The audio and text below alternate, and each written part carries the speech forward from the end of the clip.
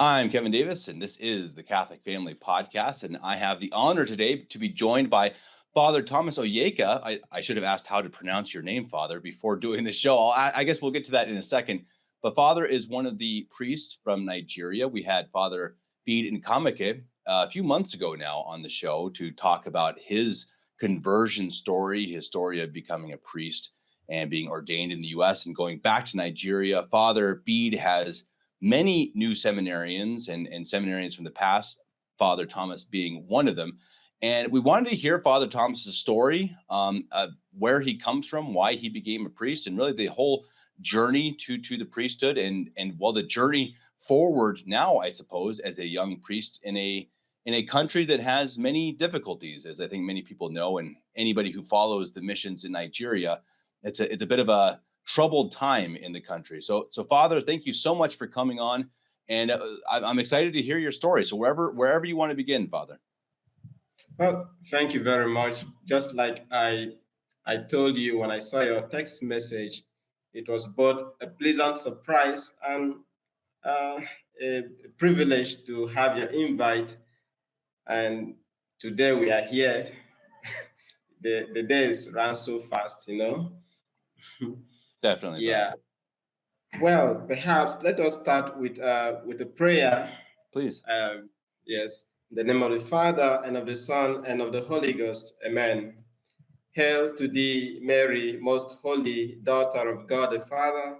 Hail to thee, Mary, most holy, mother of God the Son. Hail to thee, Mary, most holy, most pure spouse of the Holy Ghost. Hail to thee, Mary, most holy, temple and sacrarium of the most holy Trinity. Glory be to the Father, and to the Son, and to the Holy Ghost, as it was in the beginning, is now, and ever shall be, world without end. Amen. In the name of the Father, of the Son, and of the Holy Ghost. Amen. Thank you, Father. Thank you too. Well, I will say that in praise of divine providence, I feel it a great honor to be given the opportunity to tell my story for the edification of my fellow poor pilgrims. You know, from our fathers in faith, we know that God, who has created us without us, has willed to not to save us without us, something like that. That he has willed that we collaborate with His saving grace, and it is from this perspective that the different phases of my story takes their importance.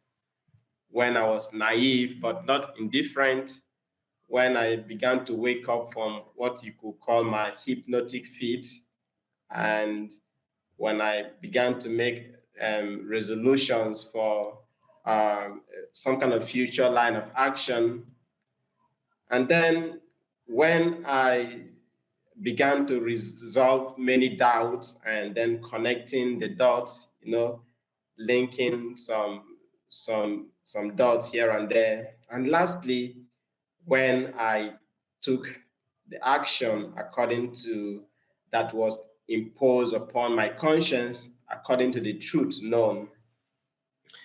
Well, speaking about when I was naive and but not indifferent, maybe first of all, I should make it known that I grew up in a Novus Ordo family, right? My parents were quite devout Novus Ordo, as the case may be, who were convinced that they were simply Catholics, so to say. And that was our all. I counted myself privileged to have been born in a Catholic family. That used to be something to be proud of until the story had to change, of course. But I grew up meeting my father as the catechist of the local church in my place, and then my mom had some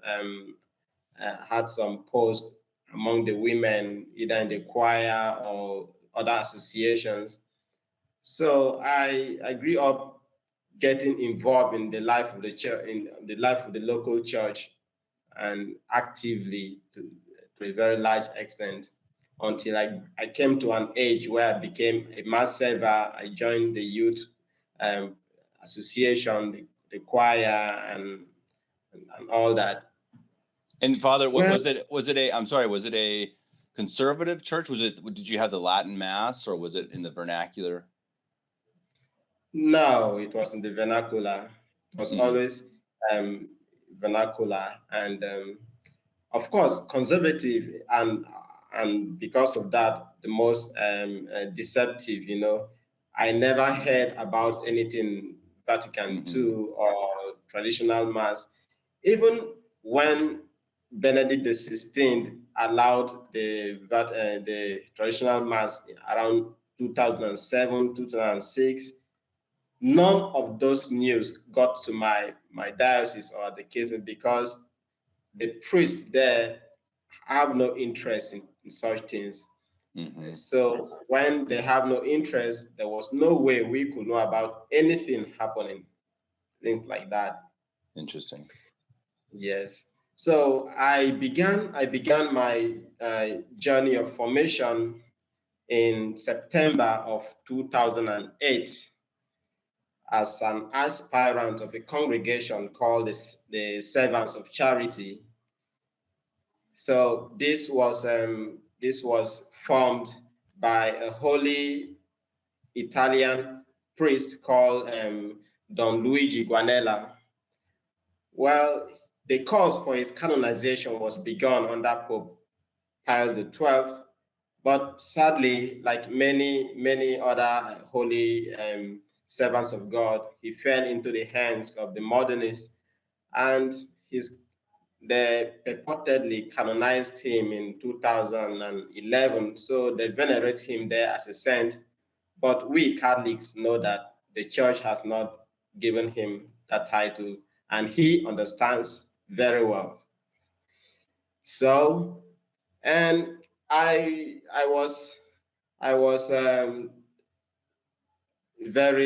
saw in him as a model priest, and I wanted to follow his motto of life, his program of life, and so that was how I began my formation.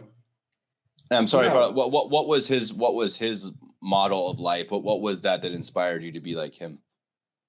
yes, on the day of his ordination, what he said was that he wanted to be a fiery sword in the ministry. And then what guided his, let's say, his motto, his practical motto, one of it was what to give bread and the Lord. And by that, he meant what to give both the food of doctrine and the food for the flesh, for the body. And so his congregation began formally in 1908 under Pope St. Pius X. Actually, he was a very close, he had close contact, a very close friend with Father Pope Pius X. And so traditionally, the congregation takes care of people with mental or developmental challenges, that is those with Down syndrome, cerebral palsy, and autism, things like that. And also takes care of the old and apostolate for children and youths. So, but presently, the deviated congregation still does all that, but more with ecumenical theology, and they are more like what I would call social workers than those who are following the footsteps of this saintly priest.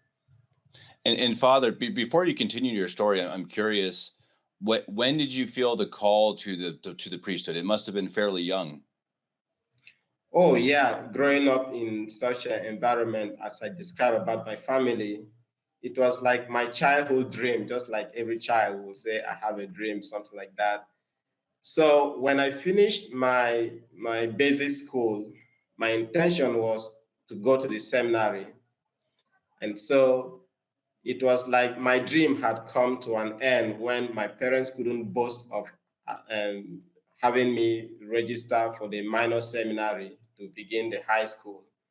I thought that if you couldn't go to the minor seminary, then you cannot be a priest. Mm-hmm. Well, when I was attending the public high school, gradually coming to encounter with seminarians and all that, I began to see that, oh, there's still hope. So that desire was there from childhood, and I was always looking for opportunity to see if it is the will of God for me. And so when eventually I was getting close to the end of my high school, I was in a boarding school. So I wrote a letter to my parents reminding them of my intention to discern vocation. I said, well, if it's the will of God, let it be. So I actually, back then, for some reason, I didn't feel inclined to joining the secular priesthood of the diocese there. I wanted to join a religious congregation and a missionary somewhere like that. So I actually wrote many applications, and one was to the Servants of Charity. Mm-hmm. And eventually, the response from the Servants of Charity alone came in a good time. That was how I went for the interview. Then I was admitted for 1 week experience. After a week of experience, I was now invited for a 1 year of aspirancy, then postulancy, novitiate. Then I found myself through the years. Well, I have to comment real quickly, Father, that it sounds like you have wonderful parents, and it's really it's interesting because I think that for someone to have felt a calling to the priesthood so young, I think you have to be put in that environment of being in the church, as you said, being so involved in the church and seeing your parents so involved in the church. And to the listeners out there, I mean, how important is that as parents to be involved in the church and to show your children that that's the most important thing in life? And I think it seems like that sounds like that's a big reason why you were called to the priesthood. And I think that's such a great example for parents around the world to be involved and show that that's that's what really matters, and to be a part of the church and help the church and work at the church, be in the choir and serve, and that's a beautiful thing. That's very, very nice to hear, Father. Yeah, of course. When eventually I found myself in the US and I saw some families that reminded me of my childhood, I was quite thrilled. Say, wow, this was what I thought my family was back then, that we were all always active in the church. You know, we were growing up, we were just like what you call an outstation of a parish in town. Mm-hmm. So, and we are, our countryside is an agrarian countryside. So we want to go to church in the morning quite early before you go to your farm to work and all that. So normally the morning prayer back then used to be by 6 a.m. And so we will have to wake up early enough, do our own private devotion at home, and then prepare to go to the church. And after that, we now come back. Either you prepare for school or those who are going to the farm and days like that. So it was quite something edifying, and it was, I say, a great privilege for me to have grown within that kind of setup. Beautiful. Yes. And so, Father, so while you were in the congregation, so how long were you there? So it sounds like you must have done at least a year or two in this congregation. Well, let me disappoint you. I was there for 9 years. Okay, wow. Interesting. Yes, I began in 2008 and then I Mm-hmm. left in 2017. Mm-hmm. Okay. Yes, that was when I was already in, I had finished my second year of theology before I left. Second Okay. year. Wow. So Second, so so did you do your entire religious um time and then started theology, or why did it take so long? Or is that normal? I guess I don't even know. Well, as a religious congregation, first of all, you finish the first phase of religious formation, which, as I mentioned, aspirancy, postulancy, then the novitiate, Mm-hmm. 3 years gone, something like that. After Mm-hmm. that, you will now do the philosophical training, where the school we were attending had the curriculum to be for 3 years. And then after that 3 years, now that is 6 years already. Then there was the what they call the pastoral year, where you come out of studies, you go to a community for practical experience and all that. That made it the 7th year. And then I returned back to the community again, to the scholastic community, to begin my theology. This was when my story began to change gradually until I had to leave. Interesting. And so how did you feel about your time and in your education? Did you feel like it was I mean, at the time, did you feel like it was a high level of education? And do you feel the same now? I mean, at least the philosophy, do you think that was a decent education or no? Well, for some time, we felt that we were having the conservative curriculum as compared to the liberal sort you find uh, in the universities out there.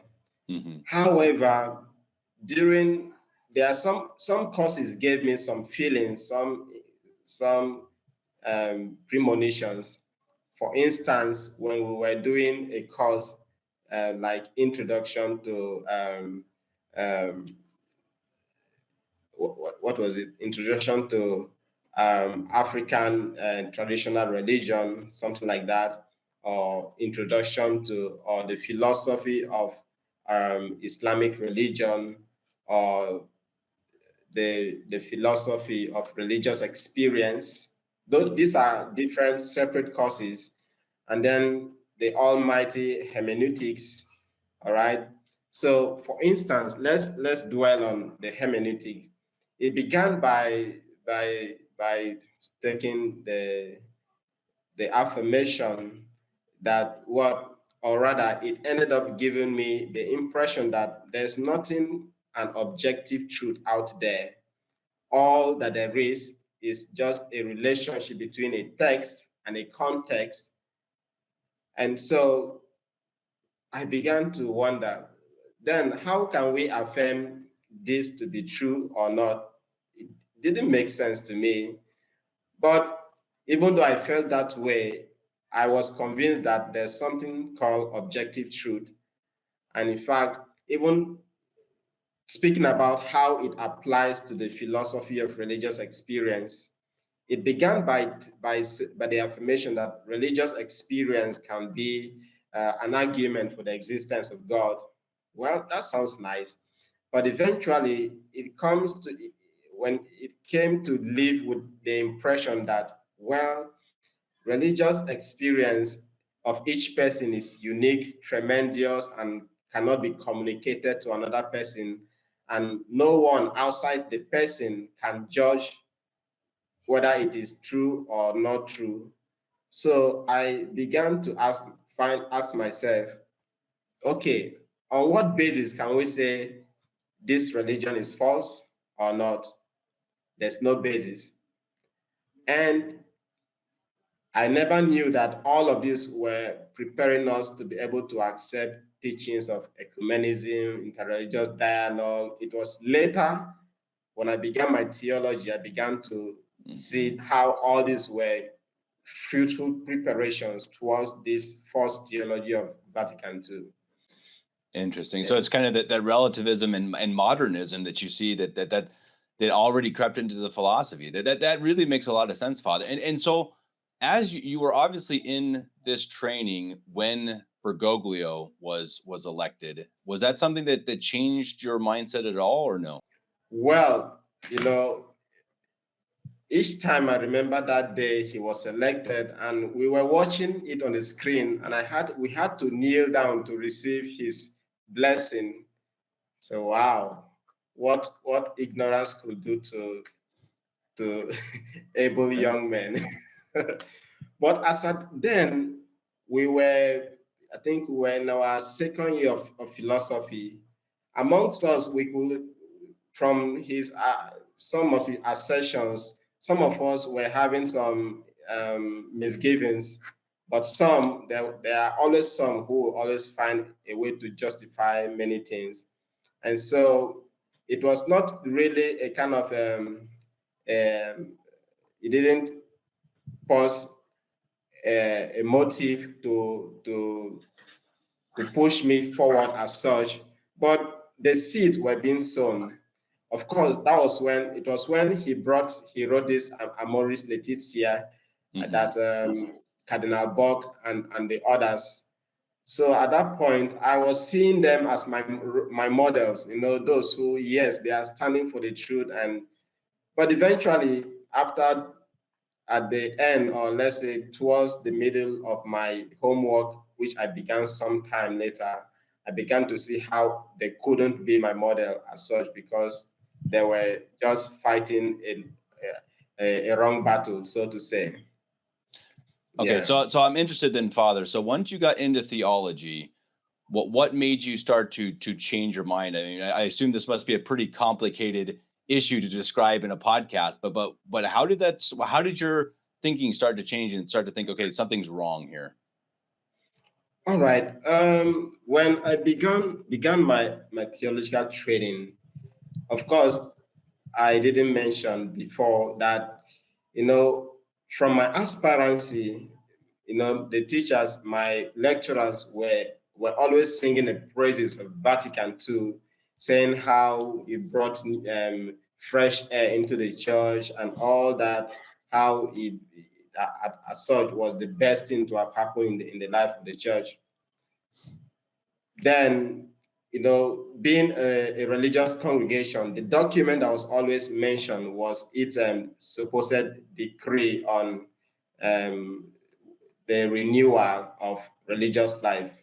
I think we prefer to say the destruction of religious life. Okay.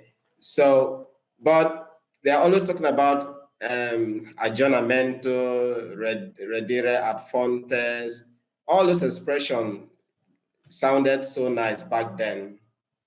So after I finished my pastoral year, I came back now to begin my theology.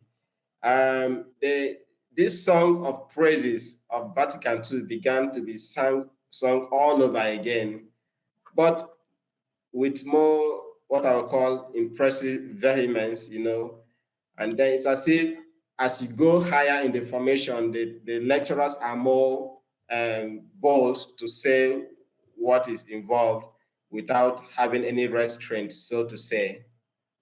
So they had there was a particular course, Introduction to Vatican II, speaking of discussing the Vatican II as a course in itself. And then which talking about, they said, the relationship between modernism and the church since Vatican II is no longer that of rivalry, but as partners in dialogue, okay? Or that the new theology of the new theology movement helped the church, which has now become the official document of official theology of the church, that it helped the church to abandon its old negative theology of exclusivity to adopt a now positive theology of inclusivity. Things like that began to trouble me. I said, what are we talking about? Or talking about what you call the new love affair with Luther's suppositions that the church had rejected many years ago, how somehow the church now discovered that Luther was right, so to say, and had to adopt those things that Luther had affirmed back then. So all of this, you see, by the time you put this together, you see that it cuts across the doctrines of Vatican II's collegiality, ecumenism, interreligious dialogue, religious freedom, human dignity, and even, of course, its liturgical theology. So by the time I put all of this together, that was when I said, well, I need to first of all understand what modernism is all about, because I wouldn't say I had heard that expression before. Of course, we did study modern philosophy, but that expression, modernism, didn't sound familiar. But actually, when I was a postulant, I would later realize that actually that was mentioned to my hearing when I was a naive postulant, but it just passed through one ear and went out the other way, so to say, because the congregation venerates Pope St. Pius X as one of its patrons, because he was our founder. The founder was close to him, and it was by his influence that the congregation found its place in Rome, so to say. And speaking about his life during my postulancy, my formator said that he condemned modernism, and I had it written in my notebook. So it was when I had left the congregation, I was just flipping through some pile of books in my shelf in my hometown. I saw that, I said, wow, I had to arrive at this truth by another means many years later. Wow. Yeah. Okay. So wanting to read up to confirm, as it were, those affirmations by my teachers, that was what I call my treasured mistake. This desire to look things up, because it was by beginning to look things up that I began to see that, oh no, most of what they are saying are just cock and bull stories. Either they are saying it out of ignorance, or they know what is involved and they are just playing the game. But I was not in there to play a game. I left my parents in order to discern vocation, to promote the Catholic religion as it is Catholic religion. So that was the beginning. Though it took me, let's say, two years to go through the different phases, right? Normally, I tell people that it took 3 stages. First of all, discovering the false doctrines. Then I told myself, when I become a priest, I won't teach this, I won't teach this, I won't teach this.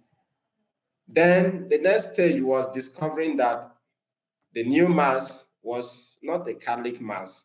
I said, okay, when I become a priest, I will not say the new mass. I will form myself to say the traditional Latin mass. Okay. Then the last stage was that, well, gentlemen, you're not being prepared. You can't hope for a valid priestly ordination. That was the last straw that broke the camel's back. So, okay, if I do not hope for a valid priestly ordination, then I couldn't even think of training myself to offer mass, because only a priest could offer mass. Right. And Wow. I had to ask myself, what are you doing here? Well, there was no reason to be here any longer. I had to think of leaving. But it was a difficult decision to make. I was trying to look for other options. Okay, well, some might say, why don't you just finish the theological studies? Then by then you have the degree in theology, and then you use that degree to defend the church and all that. But I thought of it again. What use will that degree be? You are having a degree in a false theology, and then how would that be a tool for you to defend the correct theology? It doesn't make sense. Okay. And then some other thought was that, okay, why don't you just become a priest? And then after you become a priest, you can now switch over to tradition.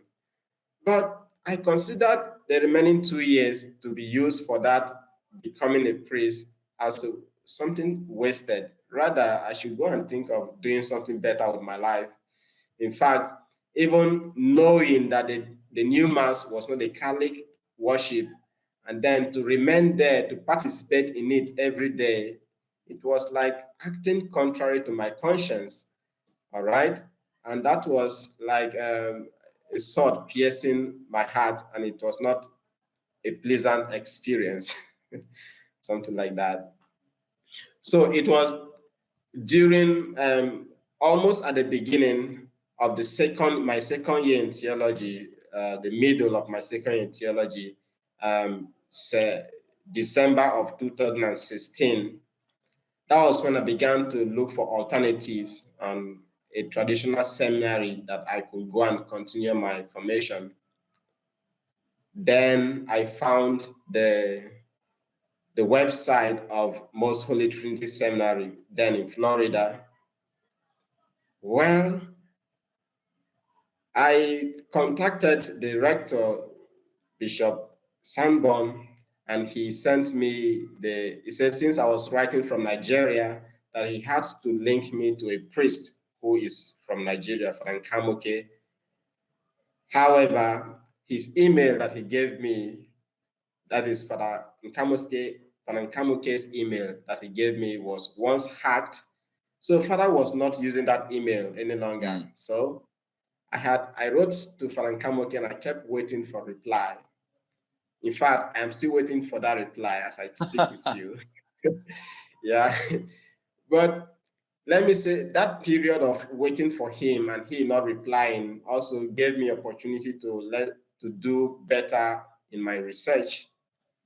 And because as at the time I wrote that application, I had not known much about sedevacantism.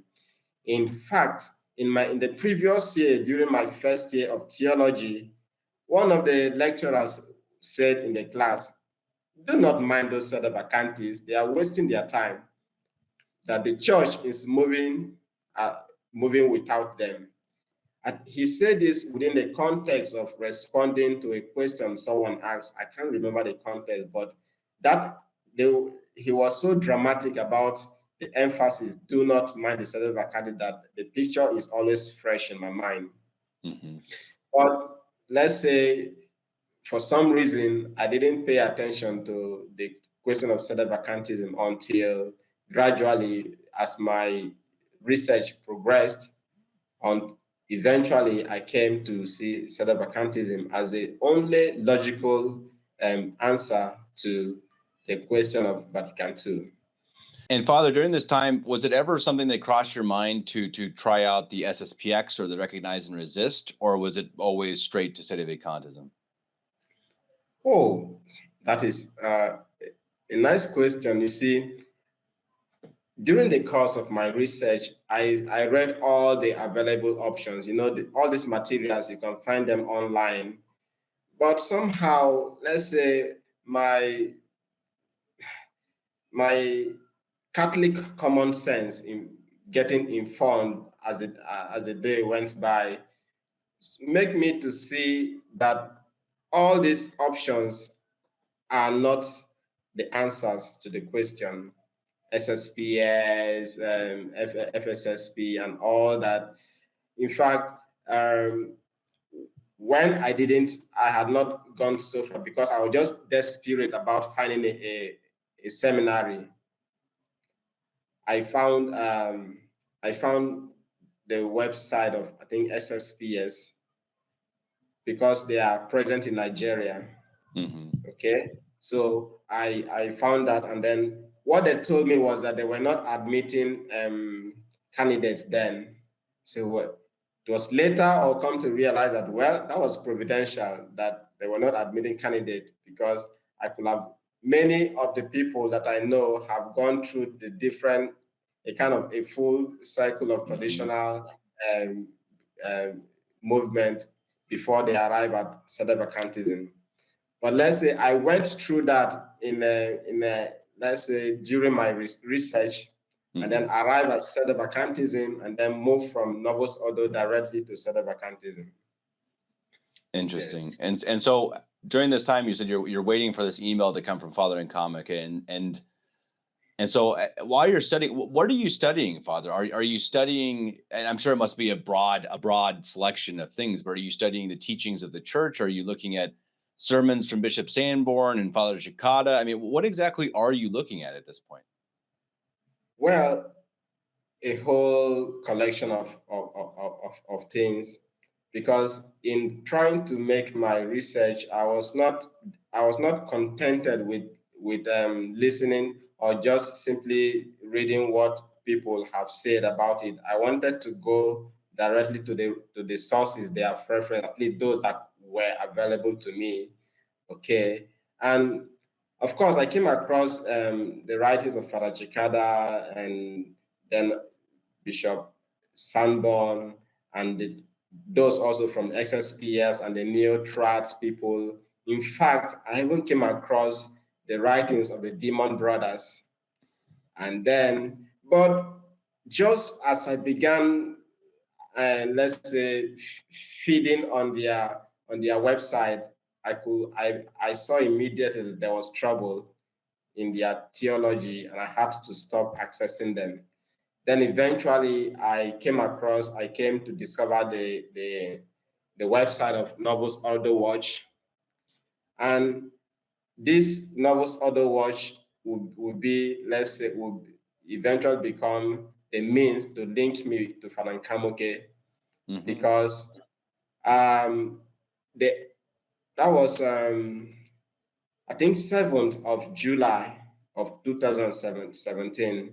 That morning we were scheduled to renew our temporary vows.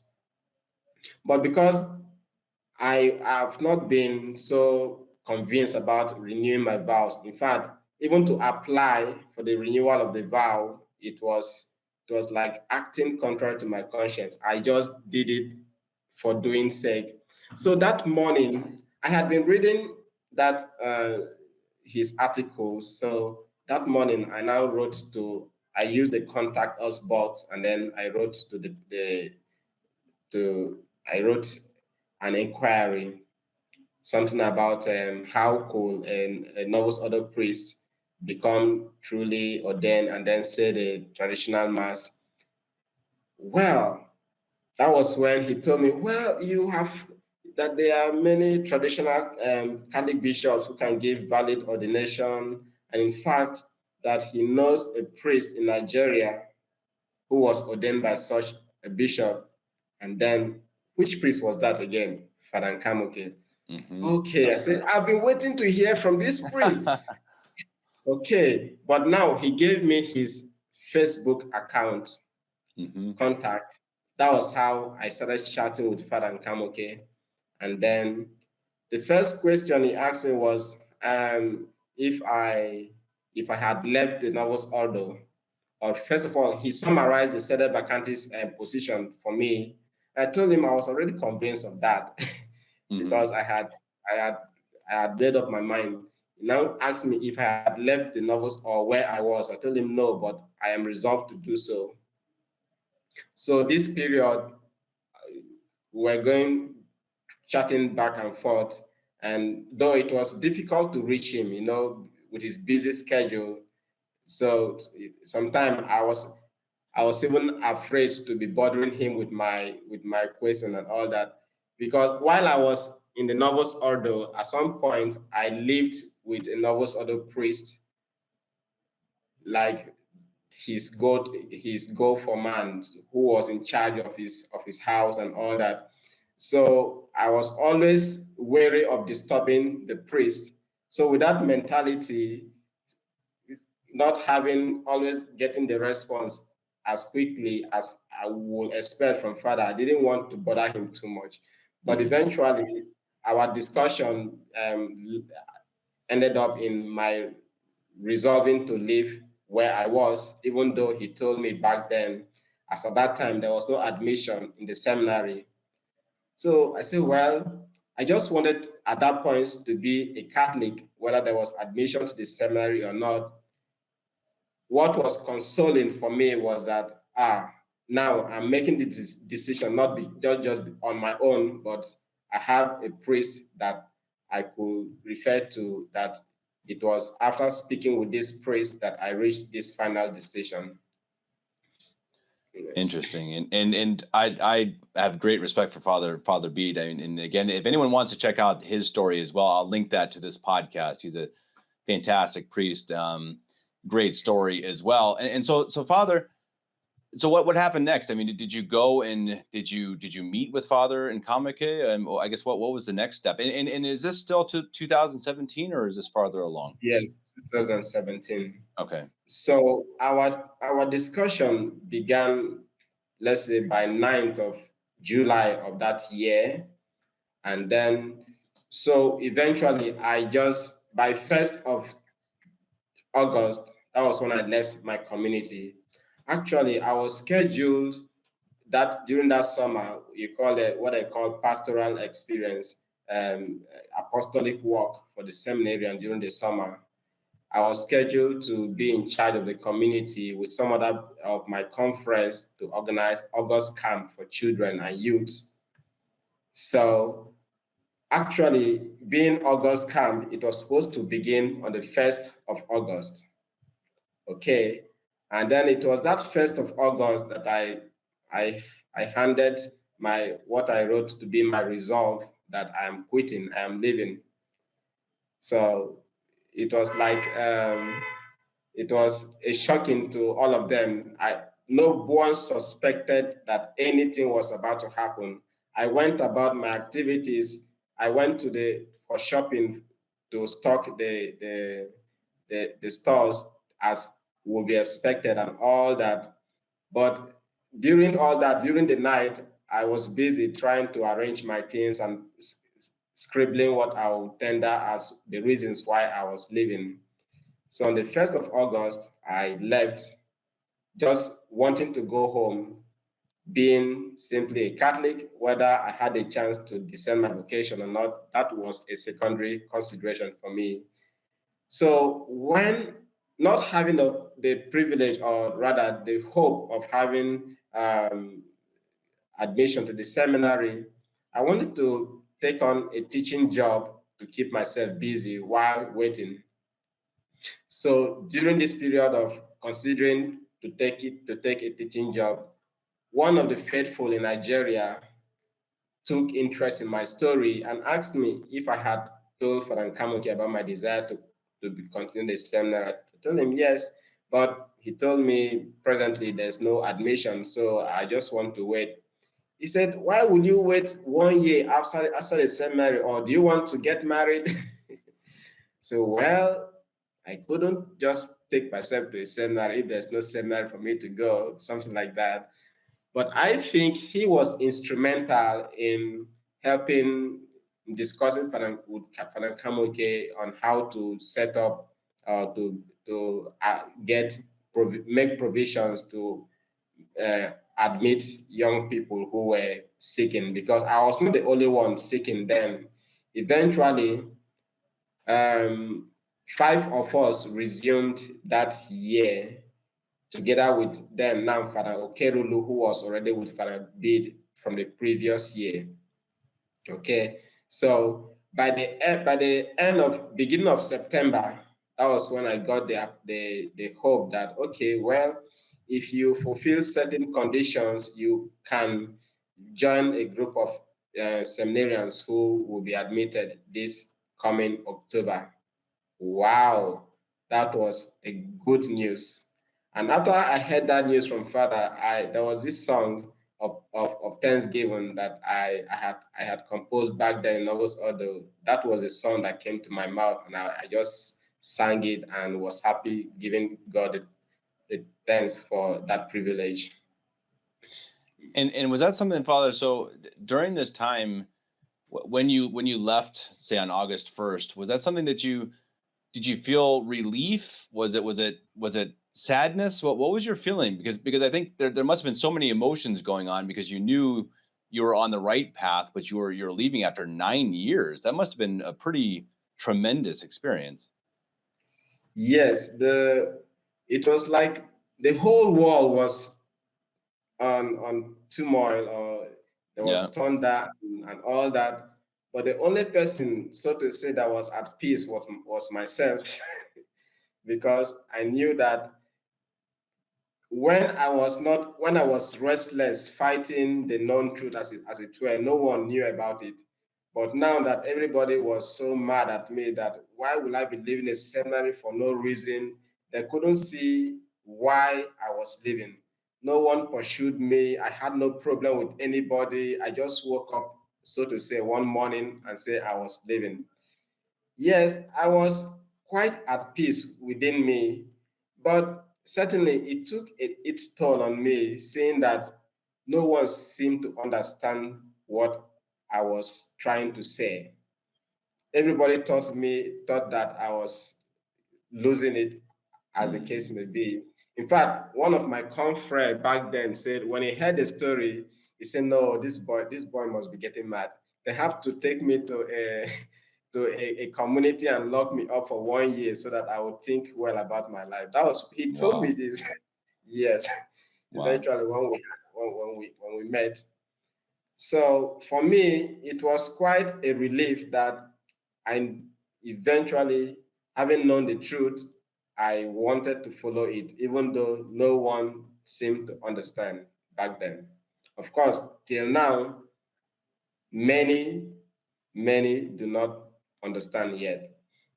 Yeah. They see me as one who left the Catholic Church, one who has gone to join a cult, one who is getting mad, something like that. But you know, the the priest, the founder of the Servants of Charity, when he was going about his activity, actually the people saw him to they nicknamed him the mad priest because he wanted to be a fiery sword in the ministry.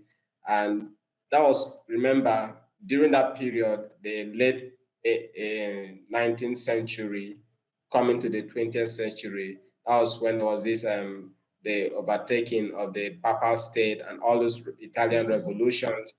So he was, as it were, on the black list of the agents of this revolution, these revolutionaries.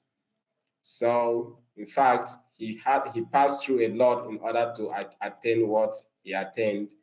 But he always trusted in providence, and he was able to pull through. Interesting. And Father, if you don't mind me asking, what did your family feel at this time?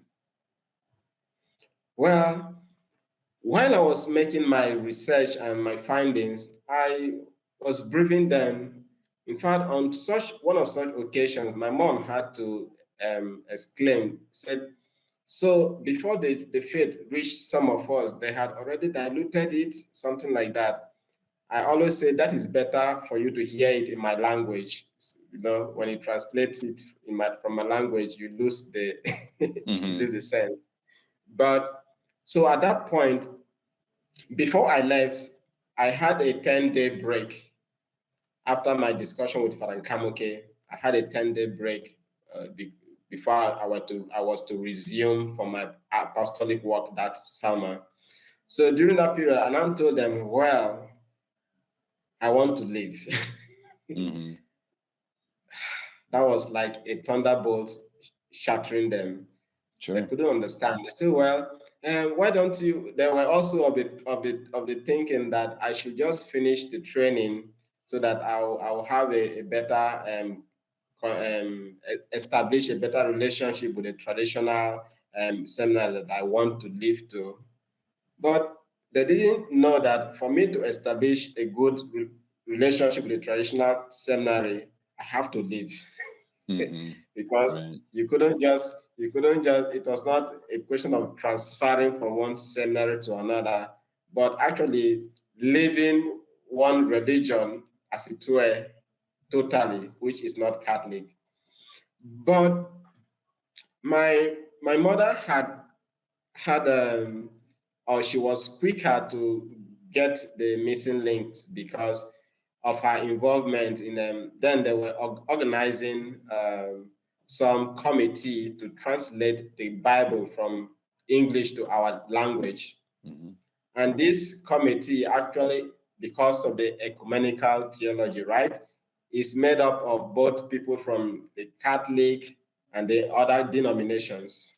So they go out to the town where they have some conferences that are directed by a non-denominational pastor. And then my mom, on one of such occasions, she now turned to the person sitting by the side, said, nothing Catholic is happening here. Mm. So the person say, my sister, I don't understand, something like that. So when I came talking about ecumenism and all what it entails, she could now link the dots, say, oh, this is the explanation for how I was feeling in those conferences and all that. So it took us some time, some few months to eventually leave the Novus Ordo. So since 2008, 18 rather, she left the Novus Ordo.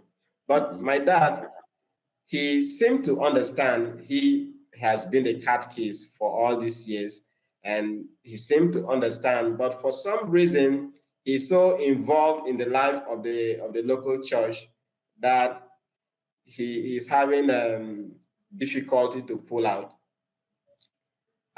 When he always say very soon, very soon. So when I told someone recently that, well, he said very soon, the person will say, oh, that is good news. Say, well, he has been saying that for 6 years now. So, but we pray and hope that someday he will receive the grace to be able to pull out from Novus Ordo before his days are over.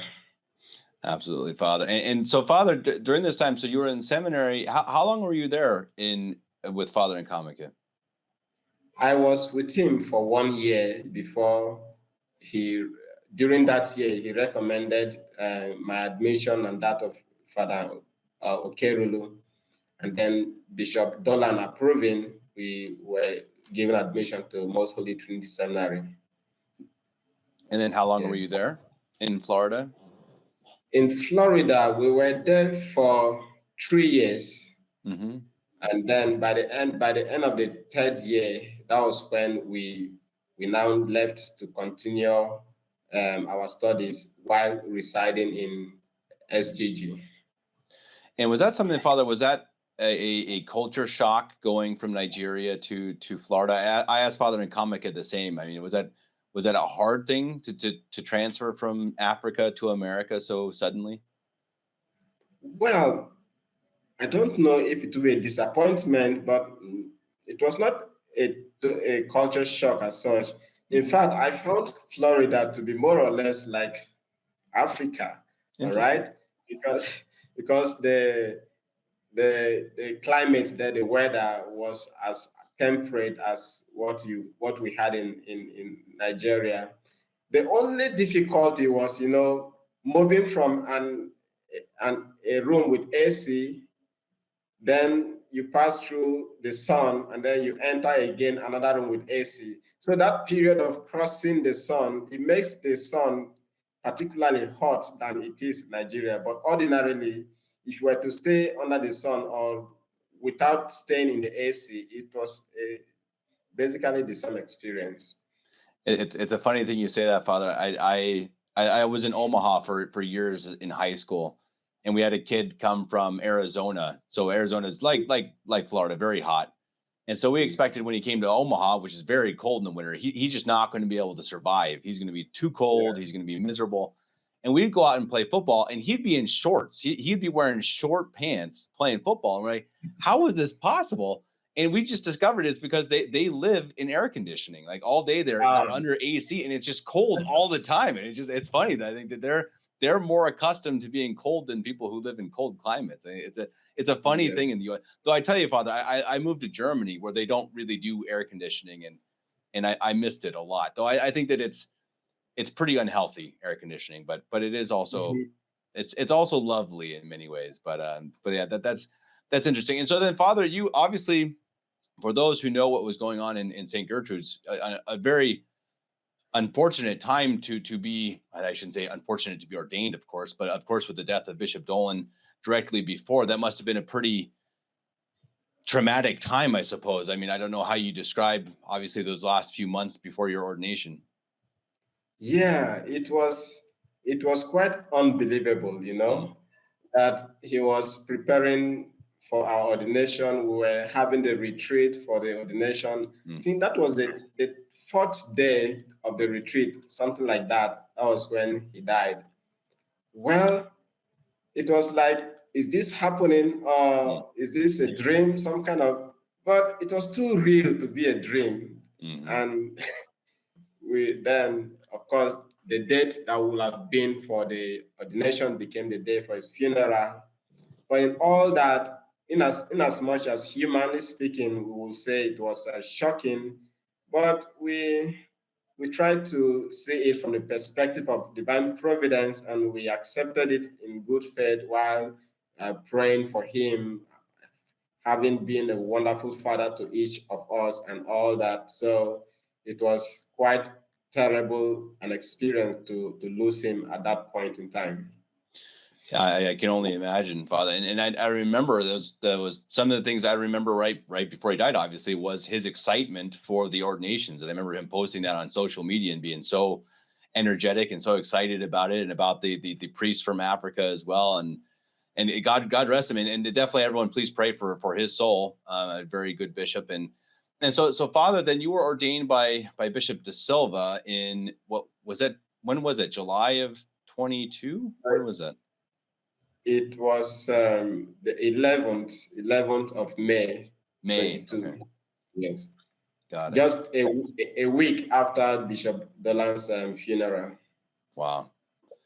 Boy, that must have been, I can't even imagine the emotions that I remember I was messaging a few of the St. Gertrude's priests at the time, because I was trying to plan podcasts with them. And then of course those fell through when Bishop Dolan passed away.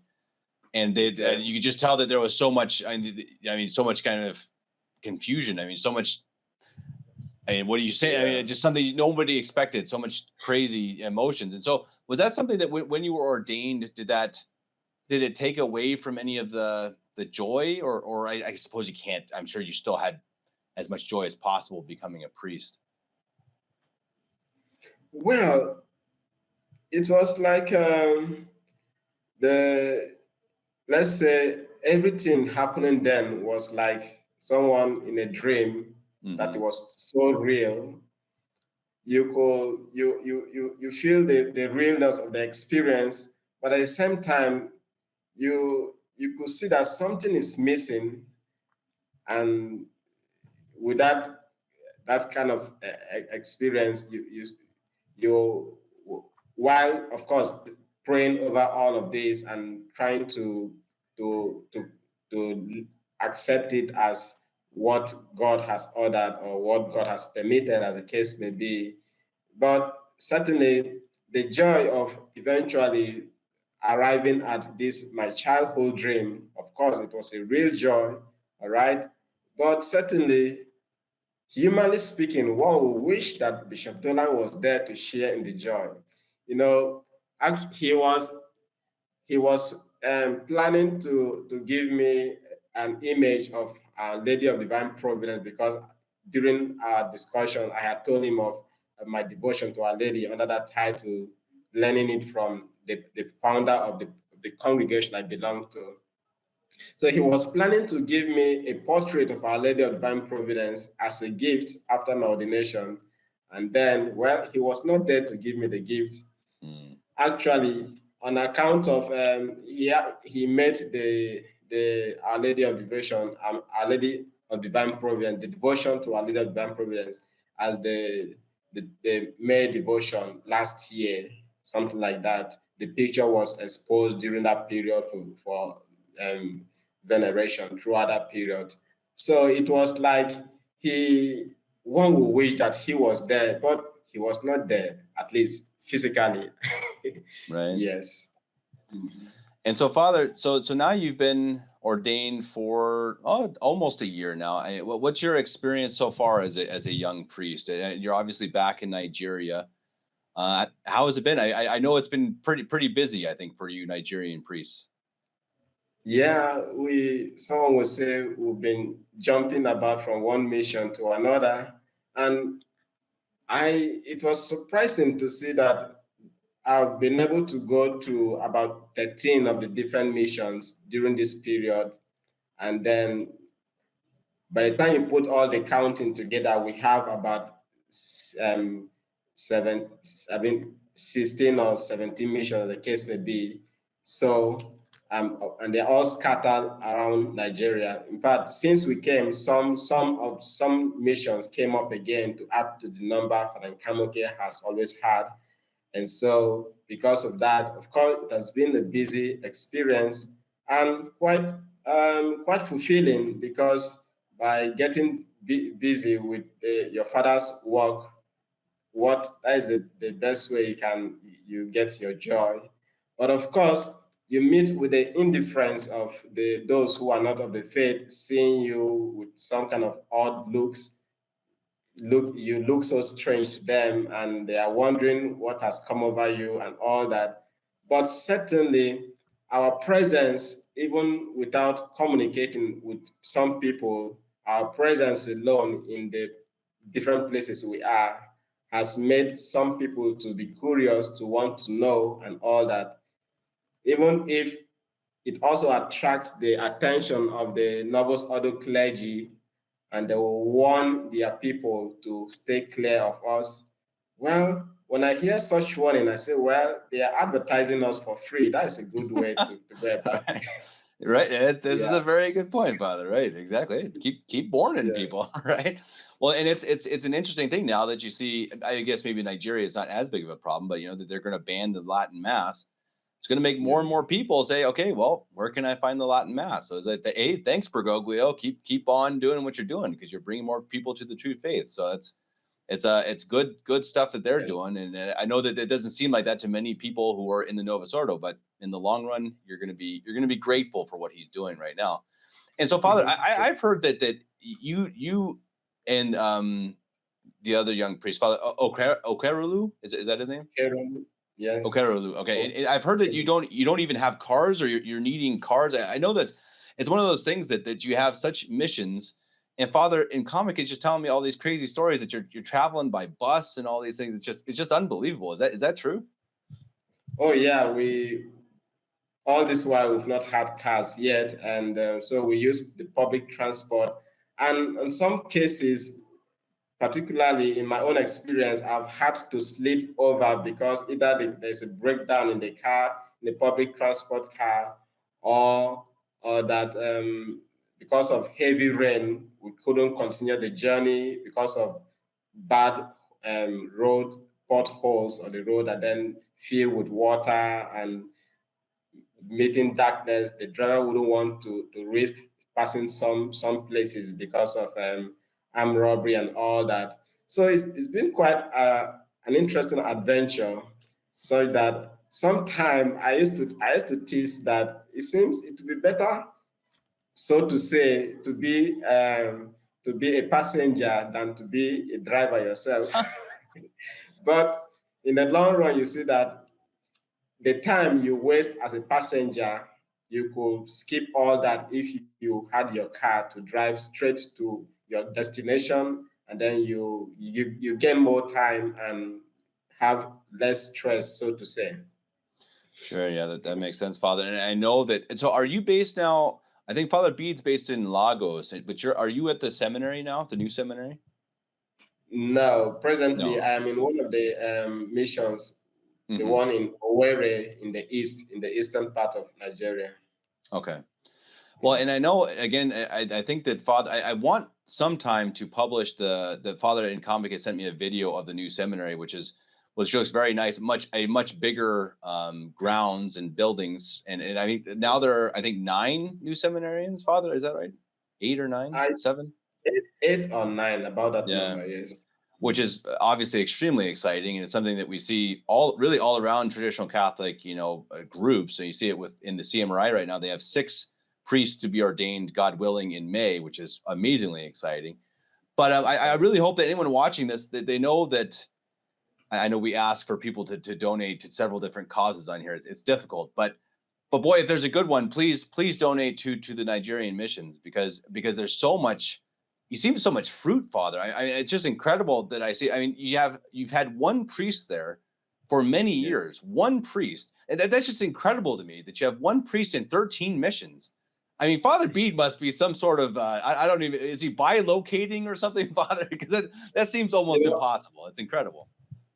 sometimes I ask myself, when you consider moving from one mission to another, you ask yourself, how was Father doing this all these years? Okay. Incredible.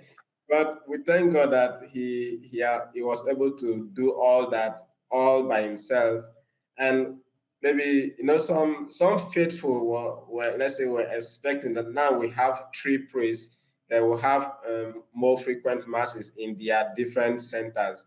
But realize that, well, even with three priests is still something almost impossible.